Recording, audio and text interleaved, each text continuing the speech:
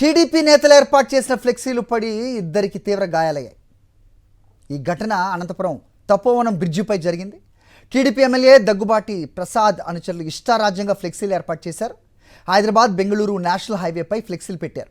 ఈ క్రమంలో బైక్స్పై ఫ్లెక్సీలు పట్టడంతో ఇద్దరు తీవ్రంగా గాయపడ్డారు. నిబంధనలకు విరుద్ధంగా ఫ్లెక్సీలు పెట్టిన అధికారులు పోలీసులు పట్టించుకోవట్లేదని పోలీసులు ఆరోపిస్తున్నారు.